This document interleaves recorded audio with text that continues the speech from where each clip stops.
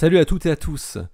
Les publications d'études en préprint peuvent avoir un grand intérêt lorsqu'elles donnent des prédictions à court terme, notamment sur un temps inférieur à la durée du processus de publication dans une revue à comité de lecture. C'est le cas de ce travail de Michael Denisenia, Bruce Grossen et Eric Linder de l'université de Berkeley qui ont prédit le 19 mars dernier, dans le préprint de leur article, que le magnétar SGR 1935 plus 2154 allait se réveiller en juin pour une période d'activité de 4 mois.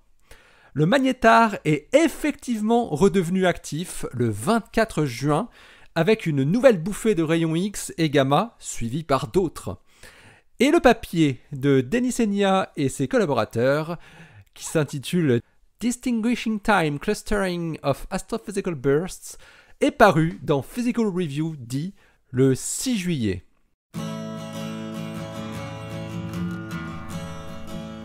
Astronomie, astrophysique, cosmologie, astroparticules.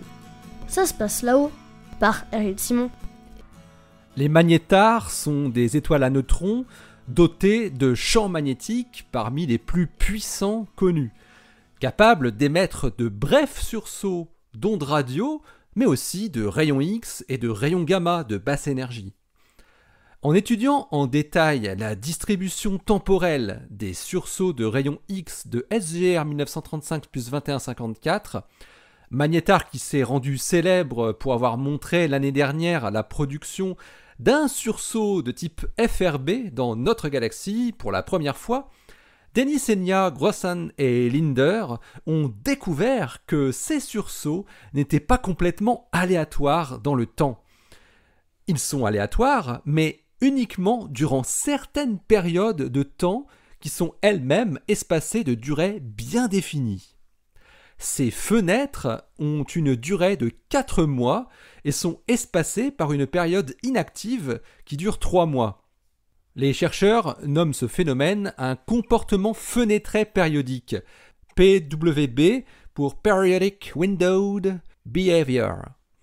Dans leur article, qui a donc été soumis à Physical Review D le 19 mars, les 3 chercheurs analysent 159 sursauts de rayons X détectés jusqu'en février 2021 par le réseau interplanétaire Third Interplanetary Network, le IPN3, qui inclut de nombreux télescopes et sondes munis de détecteurs de rayons X, et notamment la sonde WIND et son instrument CONUS.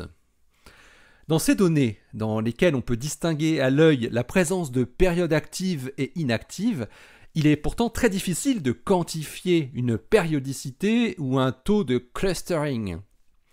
Denisenia et ses collaborateurs appliquent un algorithme qu'ils ont développé spécifiquement pour la détection de motifs spéciaux dans les événements rares aléatoires. Le résultat de cette analyse donne un motif avec des plages d'activité du magnétar de 127,8 jours, suivi par une inactivité durant 102,8 jours, un motif qui se répète tous les 230,6 jours. La fraction du temps qui est active est donc de 55,4%. Et la probabilité que ce motif ne soit pas dû à une coïncidence est de 99,7%. À partir de ce qui ressemblait à la dernière période d'active observable, Denisenia, Grossen et Linder annoncent donc que les 2 prochaines périodes actives de SGR 1935 plus 2154 auront lieu du 1er juin 2021 au 7 octobre 2021, puis du 18 janvier 2022 au 26 mai 2022.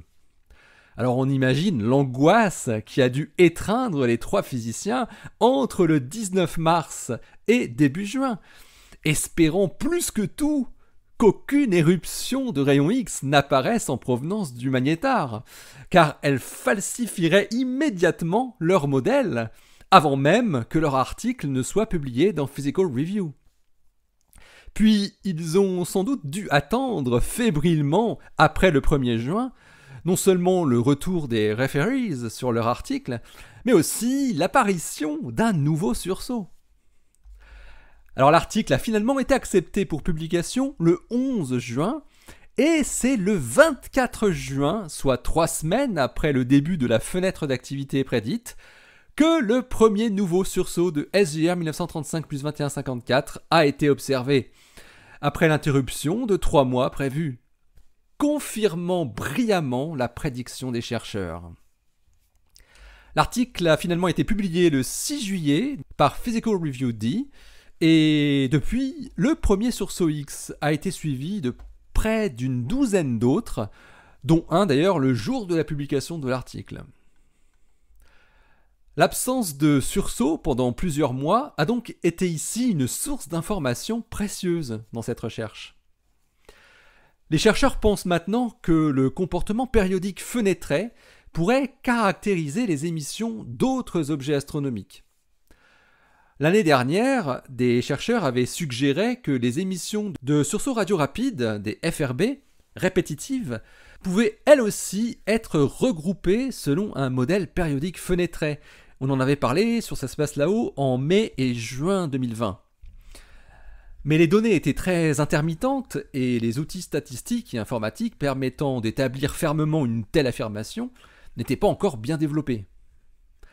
Mais comme on associe maintenant les FRB répétitifs avec les magnétars, le point commun entre les deux devient un indice fort d'une origine commune pour les différents types de sursauts de rayonnement.